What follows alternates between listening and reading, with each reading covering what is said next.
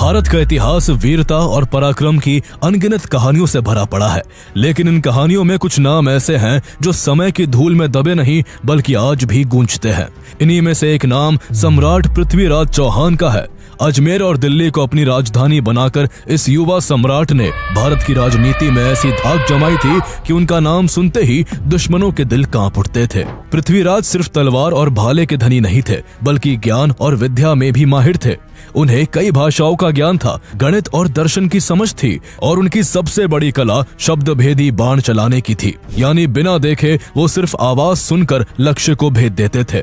उनके शौर्य की कहानियां इतनी मशहूर थी कि पड़ोसी राज्यों की राजकुमारियां भी उनके नाम पर मोहित हो जाती थी। लेकिन इतिहास सिर्फ वीरता की गाथा नहीं होता, उसमें राजनीति, राइवलरी और धोखे का खेल भी चलता है। पृथ्वीराज की कहानी में भी यही सब था। एक तरफ उनकी दुश्मनी कन्नौज के राजा जयचंद से थी, जिसकी बेटी संयोगिता से जुड़ी प्रेम कथा आज भी लोक कथाओं में अमर है। दूसरी तरफ पश्चिम से मोहम्मद गौरी नाम का एक नया खतरा उठ रहा था, जो सिर्फ लूटपाट नहीं बल्कि भारत में परमानेंट राज करना चाहता था। साल 1191 में तराइन की धरती पर जब पृथ्वीराज चौहान और मोहम्मद गौरी की सेनाएं आमने सामने आई तो इतिहास ने करवट ली। इस युद्ध में पृथ्वीराज ने अपनी रणनीति और ताकत से गौरी को धूल चटा दी। कहा जाता है कि पृथ्वीराज चौहान ने मोहम्मद गौरी को 16-17 बार हराया था और हर बार उसे माफ कर जिंदा छोड़ दिया था। लेकिन उनकी यही उदारता उनके और भारत के लिए आगे चलकर आत्मघाती साबित हुई। आइए जानते हैं सम्राट पृथ्वीराज चौहान की पूरी कहानी,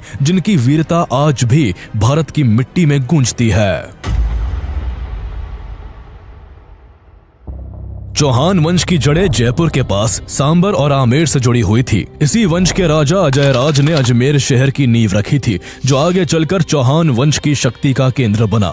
चौहान डायनेस्टी की स्थापना 6th सेंचुरी में वासुदेव चौहान ने की थी। इसी वंश में आगे चलकर 11th सेंचुरी में सोमेश्वर चौहान नाम के एक पराक्रमी राजा हुए। सोमेश्वर ने अपने जीवन काल में कई युद्ध लड़े और अपने एम्पायर का एक्सपेंशन किया। माना जाता है कि जब राठौर्स की आर्मी ने दिल्ली के राजा अनंगपाल तोमर पर अटैक किया था, तो अजमेर के राजा सोमेश्वर चौहान ने राजा अनंगपाल तोमर का सपोर्ट किया। उनकी मदद से अनंगपाल तोमर इस युद्ध को जीत गए, जिसके बाद दोनों के बीच गहरी दोस्ती हो गई। ये दोस्ती आगे चलकर रिश्तेदारी में बदल गई, जब राजा अनंगपाल ने अपनी बेटी कर्पूरी देवी की शादी सोमेश्वर चौहान से कर दी। अनंगपाल तोमर की दूसरी बेटी रूप सुंदरी की शादी कन्नौज के राजा विजयपाल से हुई, जिन्हें बाद में एक बेटा हुआ जिसका नाम जयचंद रखा गया। 1166 में सोमेश्वर चौहान और कर्पूरी देवी के घर भी एक बालक का जन्म हुआ। उस बच्चे के जन्म को चौहान वंश के लिए एक शुभ संकेत माना गया और एस्ट्रोलॉजर्स ने भविष्यवाणी की कि ये लड़का बड़ा होकर एक ग्रेट रूलर बनेगा और पृथ्वी के बड़े हिस्से पर राज करेगा। इसी भविष्यवाणी को ध्यान में रखते हुए उस बच्चे का नाम पृथ्वीराज रखा गया। पृथ्वीराज के जन्म से पहले भी इस वंश में पृथ्वीराज नाम से 2 राजा हो चुके थे, इसलिए ये वास्तव में पृथ्वीराज 3 थे। उन्हें राय पिथोरा नाम से भी जाना गया। पृथ्वीराज का बचपन किसी साधारण राजकुमार की तरह नहीं था। कहते हैं कि पूत के पांव पालने में ही दिख जाते हैं। ठीक उसी तरह बचपन से ही उनकी असाधारण प्रतिभा झलकने लगी थी। पृथ्वीराज चौहान को बहुत सारी लैंग्वेजेस की डीप नॉलेज थी और वो history, mathematics, medicine, military, science और फिलॉसफी जैसे सब्जेक्ट्स में भी प्रोफिशिएंट थे। उनकी सबसे खास कला शब्द भेदी बाण चलाना थी। इसमें वो अपनी आंखें बंद करके केवल आवाज सुनकर लक्ष्य को भेद सकते थे। तीर चलाने में उन्हें इतनी महारत हासिल थी कि बड़े बड़े योद्धा भी उनका मुकाबला नहीं कर पाते थे। सिर्फ तीर चलाने में ही नहीं बल्कि तलवार और भाला चलाने में भी वो माहिर थे। उनकी ताकत और निडरता का एक उदाहरण युवावस्था की एक घटना में मिलता है। कहते हैं कि युवावस्था में एक बार वो अपने दोस्तों के साथ जंगल में शिकार पर गए थे। इसी दौरान एक खूंखार शेर ने उन पर अटैक कर दिया। शेर को देखकर उनके साथी घबरा गए और पीछे हट गए, लेकिन युवा पृथ्वीराज निडरता से वहीं खड़े रहे। उनके पास कोई हथियार भी नहीं था। जैसे ही शेर उन पर झपटा, पृथ्वीराज ने बिजली की तेजी से उसकी गर्दन पकड़ ली और पूरी ताकत से उसके जबड़े को दोनों तरफ से खींच दिया। उनकी अपार शक्ति के आगे शेर टिक नहीं पाया और उसका जबड़ा टूट गया और शेर वहीं पर ढेर हो गया। ये घटना सिर्फ एक शिकार की नहीं थी, बल्कि इस बात का प्रमाण थी कि पृथ्वीराज चौहान बचपन से ही फियरलेस, पावरफुल और क्लेवर थे। लेकिन किस्मत का इम्तिहान जल्दी ही आना था। जब वो सिर्फ 11 साल के थे तभी उनके पिता का निधन हो गया। अचानक पूरे राज्य की जिम्मेदारी युवा पृथ्वीराज के कंधों पर आ गई और सोमेश्वर चौहान के उत्तराधिकारी के रूप में उन्हें अजमेर का राज सिंहासन संभालना पड़ा। ये बहुत नाजुक समय था क्योंकि उनकी कम उम्र का फायदा उठाकर उनके अपने फ्यूडिटरीज और सरदारों ने विद्रोह करना शुरू कर दिया और किंगडम के हिस्सों को हड़पने की कोशिश करने लगे। इस संकट की घड़ी में उनकी मां रानी कर्पूरी देवी ने राजसत्ता की बागडोर संभाली। रीजेंट के रूप में उन्होंने कंदबवासा जैसे ट्रस्टवर्दी मिनिस्टर्स की मदद से राज्य को स्टेबिलिटी दी। हालांकि हमीर महाकाव्य के अनुसार ऐसा माना जाता है कि पृथ्वीराज चौहान के पिता सोमेश्वर चौहान की मृत्यु उस समय नहीं हुई थी, बल्कि उन्होंने खुद सिंहासन अपने बेटे पृथ्वीराज को सौंप दिया था और खुद संन्यास लेकर जंगलों में चले गए थे। इसके बाद अपनी मां रानी कर्पूरी देवी की देखरेख में युवा पृथ्वीराज ने शासन की बारीकियों को सीखा। वो जल्द ही गवर्नेंस में इतने माहिर हो गए कि दरबार के लोग और राज्य की जनता उनकी तारीफ करते नहीं थकती थी। लेकिन मां के आंचल में बैठकर राज्य नहीं चल सकता था, इसलिए जिस उम्र में बच्चे खेलने में व्यस्त रहते हैं उस उम्र में उन्होंने पूरे राज्य का भार अपने कंधों पर उठा लिया। साल 1180 में सिर्फ 14 साल की उम्र में उन्होंने पूरी तरह से सत्ता अपने हाथों में ले ली और एक इंडिपेंडेंट रूलर के रूप में राज करने लगे। यहीं से शुरू हुई इस वीर योद्धा की यात्रा, जिसका नाम आगे चलकर दिल्ली के तख्त से लेकर तराइन के मैदान तक गूंजने वाला था। पृथ्वीराज के सत्ता संभालते समय ये साफ हो गया था कि उनके सामने सबसे बड़ी चुनौती बाहरी इन्वेडर्स नहीं बल्कि उनके अपने ही लोग थे। उनके सगे संबंधी उनकी कम उम्र का फायदा उठाकर विद्रोह कर रहे थे और राज्य के हिस्सों को हड़पने की कोशिश कर रहे थे। ये घटना बताती है कि 12वीं सेंचुरी में भारत का फ्यूडल सिस्टम कितना कमजोर और अनस्टेबल था। जब कोई स्ट्रॉन्ग सेंट्रल रूलर नहीं होता था तो लोकल सरदारों की लॉयल्टी राज्य के बजाय अपने पर्सनल इंटरेस्ट की तरफ मुड़ जाती थी। राज्याभिषेक के करीब 3 साल बाद युवा पृथ्वीराज चौहान ने अपनी माता रानी कर्पूरी देवी के संरक्षण से बाहर निकलकर एक पावरफुल एम्परर के रूप में अपनी पहचान बनानी शुरू की। उनका पहला और सबसे जरूरी काम नागार्जुन के विद्रोह को कुचलना था। नागार्जुन पृथ्वीराज के चाचा विग्रहराज IV का बेटा था। उसने पृथ्वीराज की कम उम्र का फायदा उठाते हुए सिंहासन पर अपना दावा पेश कर दिया और गुड़पुरा, जो आज गुरुग्राम के नाम से जाना जाता है, उसका किला हथिया लिया। ये केवल एक विद्रोह नहीं बल्कि चौहान राजवंश के भीतर पावर को लेकर सीधा संघर्ष था। पृथ्वीराज चौहान ने पैदल, घुड़सवार, ऊंट और हाथी वाली एक बड़ी सेना लेकर गुड़पुरा को घेर लिया और नागार्जुन को युद्ध में हराकर किला और उसके आसपास का इलाका वापस अपने कंट्रोल में ले लिया। पृथ्वीराज विजय महाकाव्य के अनुसार उन्होंने नागार्जुन के कई सैनिकों को पकड़कर उनके सिर काटकर अजमेर के किले की दीवारों पर लटका दिए। हालांकि नागार्जुन बचकर भाग निकला, लेकिन ये जीत पृथ्वीराज की सत्ता को चुनौती देने वालों के लिए एक कड़ी चेतावनी थी कि भले ही राजा कम उम्र का हो, उसकी सत्ता को चुनौती देना आत्मघाती होगा। इस सफलता के बाद पृथ्वीराज ने केवल अपने राज्य की प्रोटेक्शन ही नहीं की बल्कि एक ग्रेट एम्पायर का एक्सपेंशन करना भी शुरू कर दिया। इसके बाद 1182 में पृथ्वीराज चौहान ने भदानकास के विद्रोह को खत्म किया, जिनकी टेरिटरी आज के हरियाणा के भिवानी, रेवाड़ी और राजस्थान के अलवर तक फैली हुई थी। भदानकास के खिलाफ ये जीत उनके लिए इसलिए भी इम्पोर्टेंट थी क्योंकि भदानकास की टेरिटरी दिल्ली के रास्ते में पड़ती थी। दिल्ली को चूंकि लगभग 1150 से 1164 के दौरान पृथ्वीराज चौहान के चाचा विग्रहराज IV ने जीत लिया था, इसलिए जब पृथ्वीराज चौहान ने गद्दी संभाली थी तब दिल्ली पहले से ही उनके साम्राज्य का हिस्सा थी। दिल्ली एक बहुत बड़ा ट्रेड और स्ट्रेटेजी सेंटर था और इसलिए इस जीत के बाद पृथ्वीराज ने दिल्ली को अपनी दूसरी राजधानी बना लिया, जिसके बाद नॉर्थ इंडिया में उनकी पोजीशन और भी मजबूत हो गई। उन्होंने दिल्ली में किला राय पिथौरा भी बनवाया, जो उनकी इस कैपिटल के लिए काफी इंपॉर्टेंट जगह बनी। इन शुरुआती विक्ट्रीज के बाद पृथ्वीराज चौहान की सेना ने कई दिशाओं में विजय अभियान चलाए। उनका साम्राज्य तेजी से फैला और जल्द ही इसमें राजस्थान के ज्यादातर हिस्से, वेस्टर्न उत्तर प्रदेश, नदर्न मध्य प्रदेश और सदर्न पंजाब शामिल हो गए। इस विशाल साम्राज्य ने उनकी प्रतिष्ठा को दूर दूर तक फैला दिया और उन्हें उस समय का सबसे शक्तिशाली भारतीय शासक बना दिया। उनके मिलिट्री कैंपेन्स में सबसे मशहूर और खून खराबे वाला युद्ध 1182 में चंदेल राजा परमर्दी देव के खिलाफ महोबा में लड़ा गया। इसकी वजह यह थी कि चंदेल सैनिकों ने पृथ्वीराज की सेना के कुछ घायल और थके हुए सैनिकों पर हमला कर दिया था, क्योंकि वो बिना परमिशन के उनके एरिया में ठहर गए थे। इस घटना से नाराज होकर पृथ्वीराज ने महोबा पर एक विशाल सेना के साथ अटैक कर दिया। ये युद्ध भारतीय लोक कथाओं और इतिहास में चंदेल के 2 महान सेनापति आल्हा और उदल की अद्भुत वीरता के लिए अमर हो गया। दोनों भाइयों ने अपनी मातृभूमि की रक्षा के लिए चौहानों की सेना को कड़ी टक्कर दी और अपार साहस का प्रदर्शन किया। कहते हैं कि इस युद्ध में उदल की मौत हो गई थी, जिससे गुस्साए आल्हा ने पूरी ताकत के साथ पृथ्वीराज की सेना पर भयंकर हमला कर दिया।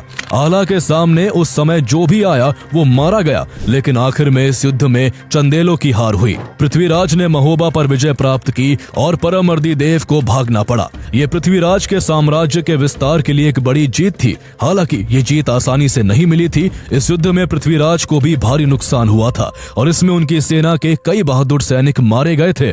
इसी दौरान पृथ्वीराज की एक और ताकतवर राजवंश से राजनीतिक दुश्मनी खुलकर सामने आ गई। ये दुश्मनी कन्नौज के गढ़वाल राजा जयचंद के साथ थी। दोनों ही राजा अपने अपने साम्राज्य को दूर दूर तक फैलाना चाहते थे, इसलिए उनके बीच राइवलरी थी।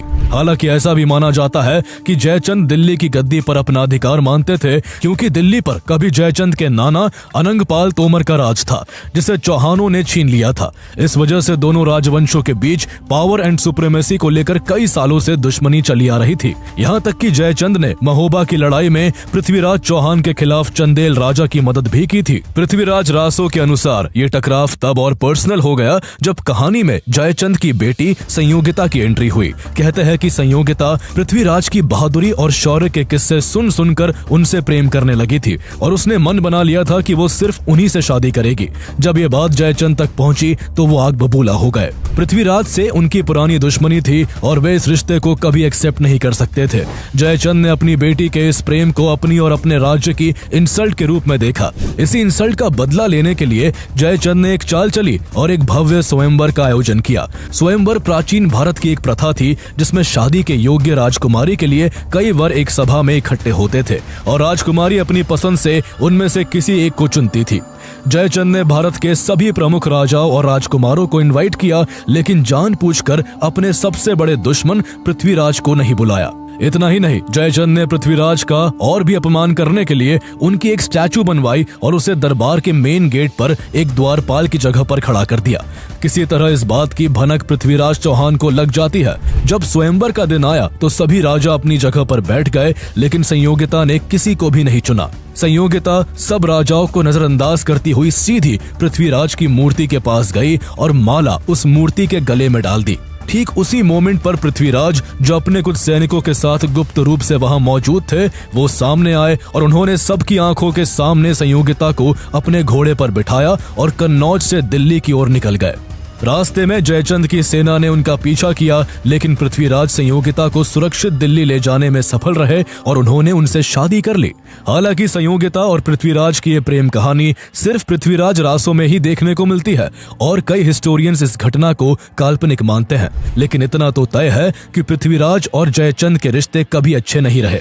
ये टकराव इतना गहरा था कि जब भारत पर फॉरेन इन्वेडर्स का खतरा मंडरा रहा था, तब भी ये दोनों राजा एक दूसरे का साथ देने को तैयार नहीं हुए।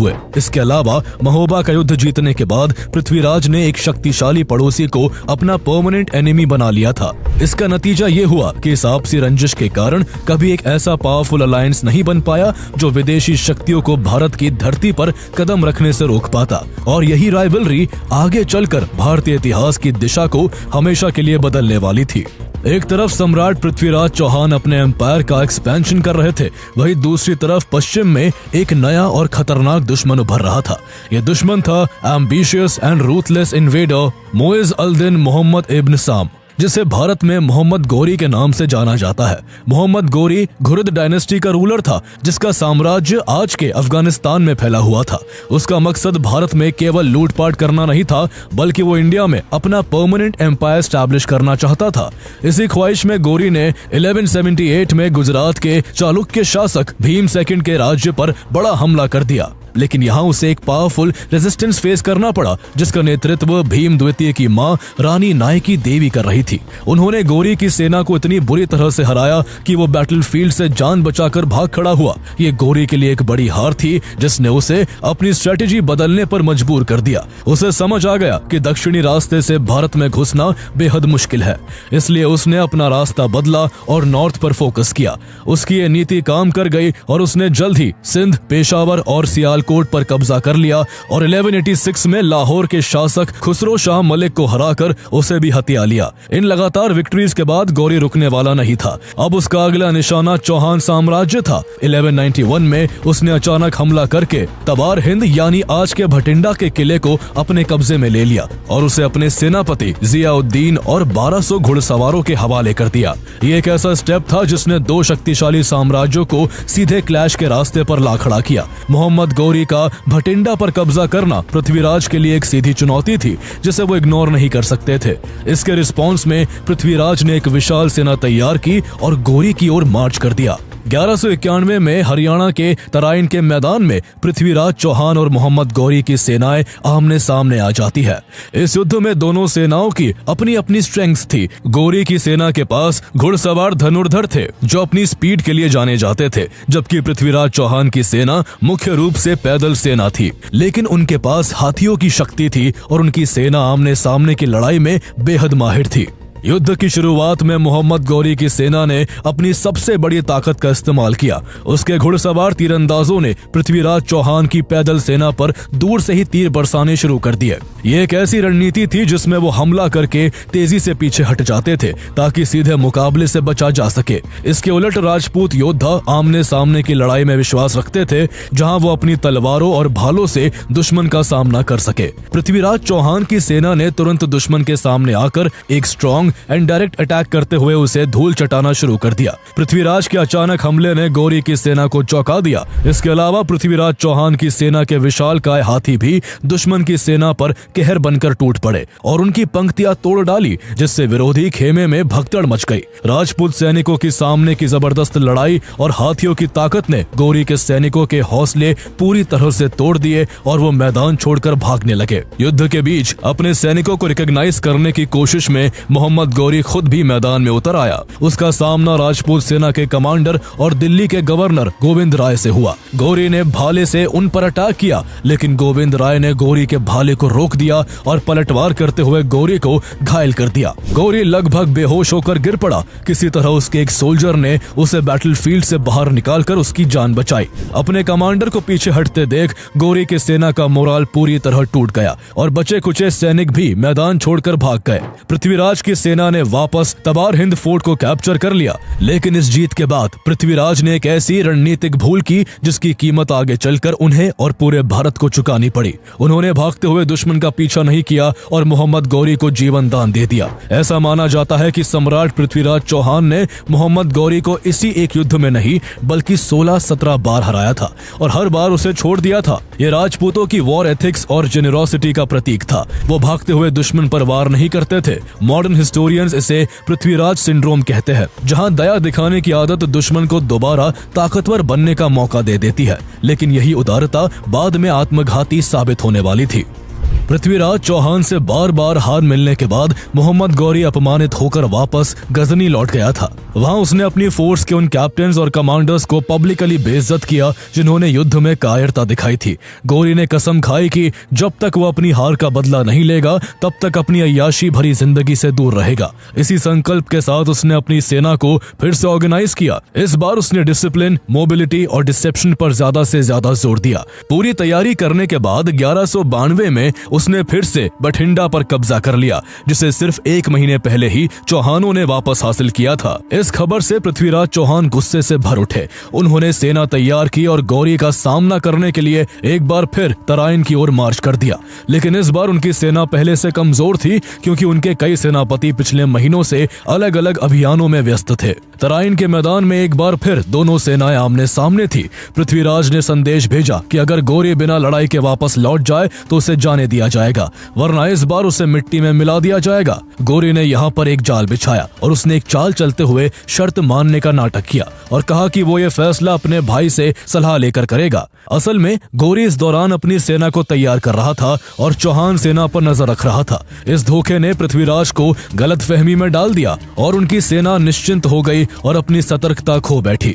यही उनकी सबसे बड़ी गलती साबित हुई। गौरी को पता था कि राजपूत आमने सामने की लड़ाई में बेहद ताकतवर है, इसलिए उसने अपनी सेना को छोटी छोटी यूनिट्स में बांटा और उन्हें निर्देश दिया कि उन पर दूर से हमला करे और जैसे ही राजपूत सेना पलटवार करे वैसे ही लड़ाई छोड़कर वो पीछे हट जाए। गौरी की चाल काम कर गई। जैसे ही उसकी सेना ने राजपूतों पर दूर से हमला किया, पृथ्वीराज चौहान की सेना दुश्मन का पीछा करने लगी। लेकिन ये एक ट्रैप था। लगातार पीछा करने से राजपूत सेना के हाथी, घोड़े और पैदल सैनिक थक गए। रात भर उन्हें आराम करने को नहीं मिला। जब अगली सुबह राजपूत सेना अपने डेली रूटीन्स में बिजी थी और डिसऑर्गेनाइज थी, तब गौरी की सेना ने उन पर अचानक डिसाइसिव अटैक कर दिया। इस धोखेबाजी और स्ट्रेटेजिक क्लेवरनेस के सामने राजपूत सेना टिक नहीं पाई। सम्राट पृथ्वीराज चौहान की हार हुई और उन्हें प्रिजनर बना लिया गया। इस तरह तराइन का दूसरा युद्ध गौरी की डिसाइसिव विक्ट्री के साथ खत्म हो गया। यह हार पृथ्वीराज चौहान की वीरता की कमी के कारण नहीं, बल्कि उनकी स्ट्रेटेजिक चूक और दुश्मन को अंडर एस्टिमेट करने के कारण हुई। उनका तरीका, जिसके तहत भागते दुश्मन को भी जीवन दान दिया जाता था, गौरी जैसे रूथलेस इन्वेडर के सामने बेअसर हो गया, जिसका एकमात्र लक्ष्य किसी भी तरह जीत हासिल करना था। इस हार ने भारत में मुस्लिम शासन की स्थापना का रास्ता खोल दिया और इंडियन हिस्ट्री की डायरेक्शन हमेशा के लिए बदल दी। ऐसा माना जाता है कि कन्नौज के राजा जयचंद ने इस युद्ध में मोहम्मद गौरी का सीक्रेटली साथ दिया था। यही कारण है कि बाद की लोक कथाओं में जयचंद नाम गद्दार का पर्यायवाची बन गया। हालांकि कई इतिहासकार इस कहानी को झूठा मानते हैं। उनके अकॉर्डिंग जयचंद ने भले ही पृथ्वीराज का साथ ना दिया हो, लेकिन वो गौरी के साथ भी नहीं था। हालांकि आगे चलकर मोहम्मद गौरी ने जयचंद को भी हराया और उनकी हत्या कर दी। सेकंड बैटल ऑफ तराइन में हार के बाद सम्राट पृथ्वीराज चौहान का अंत कैसे हुआ, ये आज भी हिस्टोरियंस के बीच डिबेट का सब्जेक्ट है। इस विषय पर कई कॉन्ट्राडिक्टरी व्यूज है। कुछ हिस्टोरिकल सोर्सेज का मानना है कि पृथ्वीराज बैटलफील्ड में ही वीरगति को प्राप्त हो गए थे। वहीं कुछ अकाउंट्स के अनुसार उन्हें प्रिजनर बनाकर अजमेर ले जाया गया, जहां मोहम्मद गौरी ने उन्हें अपने अधीन एक शासक के रूप में बहाल करने का प्रयास किया, लेकिन बाद में कॉन्स्पिरेसी के आरोप में उनकी हत्या कर दी गई। इसके अलावा पृथ्वीराज की मृत्यु के बारे में सबसे पॉपुलर स्टोरी महाकाव्य पृथ्वीराज रासो में मिलती है। इस स्टोरी के अनुसार तराइन के युद्ध में हार के बाद गौरी पृथ्वीराज को प्रिजनर बनाकर गजनी ले गया। वहां उसने उन्हें बहुत यातनाएं दी, लेकिन फिर भी जब सम्राट पृथ्वीराज चौहान की आंखें गौरी के सामने नहीं झुकी, तो मोहम्मद गौरी ने हुक्म दिया कि पृथ्वीराज चौहान की आंखें निकाल ली जाए। उसके हुक्म की तामीर हुई और हथकड़ियों और बेड़ियों में जकड़े निहत्ते पृथ्वीराज चौहान की आंखों में गर्म सलाखें उतारकर उन्हें अंधा कर दिया गया। सम्राट पृथ्वीराज को आंखों का बलिदान स्वीकार था, लेकिन आंखें झुकाना मंजूर नहीं था। इसी दौरान पृथ्वीराज के कोर्ट पोएट चंदबरदाई भी किसी तरह गजनी पहुंचे। उन्होंने देखा कि गौरी पूरे नगर के सामने पृथ्वीराज को अपमानित कर मारने की योजना बना रहा है। चंदबरदाई ने एक चाल चली और गौरी से कहा, सुल्तान, तुम जिसे मृत्यु दंड देने जा रहे हो वो कोई सामान्य राजा नहीं, बल्कि सम्राट पृथ्वीराज चौहान है, जिन्होंने तुम्हें युद्ध के मैदान में दर्जनों बार धूल चटाई है। गौरी ने पृथ्वीराज चौहान का मजाक बनाते हुए कहा कि अब ये अंधा किसी काम का नहीं। इस पर चंदबरदाई ने मोहम्मद गौरी से कहा कि तुम्हें नहीं पता, हमारे सम्राट शब्द भेदी बाण चलाने की कला में माहिर है। वो सिर्फ आवाज सुनकर लक्ष्य को भेद सकते हैं। गौरी ने इस बात पर भी पृथ्वीराज चौहान का मजाक उड़ाया और कहा कि अगर ऐसा है तो पूरा नगर ये तमाशा देखेगा। इसके बाद एक दिन सभा का आयोजन हुआ और भारी भीड़ जमा हो गई। पृथ्वीराज की बेड़ियां खोल दी गई और उनके हाथ में धनुष बाण थमा दिए गए। गौरी ने चंदबरदाई के सामने एक शर्त रखी थी कि अगर पृथ्वीराज शब्द भेदी बाण नहीं चला पाए तो उनका भी सर कलम कर दिया जाएगा। चंदबरदाई ने मुस्कुराकर जवाब दिया कि ऐसी नौबत नहीं आएगी। इसके बाद करतब शुरू होता है और चंद्रबरदाई एक दोहा पढ़ते हैं, 4 बास 24 गज अंगुल अष्ट प्रमाण, ताऊ पर सुल्तान है मत चूको चौहान। इस दोहे से पृथ्वीराज को गौरी की एग्जैक्ट पोजीशन का सटीक अनुमान हो गया, जो एक ऊंची गद्दी पर बैठा हुआ था। उन्होंने अपने धनुष पर तीर साधा और तीर सीधे गौरी के सीने में जा धंसा और वो वही ढेर हो गया। इसके बाद जैसे ही गौरी के सैनिक चंदबरदाई और पृथ्वीराज को मारने के लिए दौड़े, उन्होंने एक दूसरे को खंजर मारकर अपनी जान दे दी, ताकि उनकी मौत पर भी उनका नाम लिखा हो, उनके दुश्मनों का नहीं। ये कहानी पीढ़ियों तक ब्रेवरी और रिवेंज का प्रतीक बनकर सुनाई जाती रही है, लेकिन हिस्टोरिकली इसे सही नहीं माना जाता है।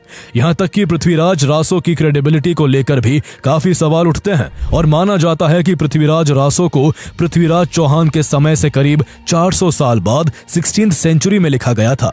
इसके अलावा हिस्टोरिकल एविडेंस के हिसाब से मोहम्मद गौरी की हत्या साल 1206 में हुई थी, जबकि पृथ्वीराज की मृत्यु 1192 में ही हो गई थी। इस कारण बहुत से हिस्टोरियंस पृथ्वीराज चौहान के अंत की इस कहानी को काल्पनिक मानते हैं। पृथ्वीराज की मौत के बाद उनका साम्राज्य, जिसमें अजमेर, दिल्ली, राजस्थान के हिस्से शामिल थे, वो गौरी की सेना के कंट्रोल में आ गए। दिल्ली मोहम्मद गौरी के सेनापति कुतुबुद्दीन ऐबक के कंट्रोल में आई, जिसके नाम पर आज भी दिल्ली में कुतुब मीनार है। इसके अलावा अजमेर में गौरी ने पृथ्वीराज के नाबालिग बेटे गोविंदराज IV को कठपुतली पपेट रूलर बनाया, जो गौरी को टैक्स देता था। पृथ्वीराज के भाई हरिराज ने इसे स्वीकार नहीं किया और गोविंदराज IV को हटाकर अजमेर पर अधिकार कर लिया। इस विद्रोह से क्षेत्र में अस्थिरता बढ़ गई, जिसका लाभ उठाते हुए मोहम्मद गौरी के सेनापति कुतुबुद्दीन ऐबक ने अजमेर पर हमला कर दिया और हरिराज को हरा दिया। इससे रही सही कसर भी पूरी हो गई और जो अजमेर कभी राजपूतों की शान हुआ करता था, वो अब दिल्ली सल्तनत का हिस्सा बन गया। साम्राज्य के अन्य हिस्से जैसे महोबा लोकल डायनेस्टीज में बट गए या उन्हें मोहम्मद गौरी ने जीत लिया। इस तरह पृथ्वीराज चौहान की मृत्यु के बाद भारत में मुस्लिम इन्वेजन काफी बढ़ गया था, जिससे मुस्लिम रूल की नींव पड़ी, जो सदियों तक चला। लेकिन सम्राट पृथ्वीराज चौहान की वीरता, साहस और शौर्य की कहानियां इतिहास में अमर हो गई। उनकी कहानी ने आने वाली पीढ़ियों को प्रेरित किया और उन्हें नेशनल प्राइड का प्रतीक बनाया। उनकी विरासत हमें ये याद दिलाती है कि भले ही युद्ध में हार हो जाए, लेकिन वीरता, सम्मान और साहस की कहानी कभी नहीं मरती।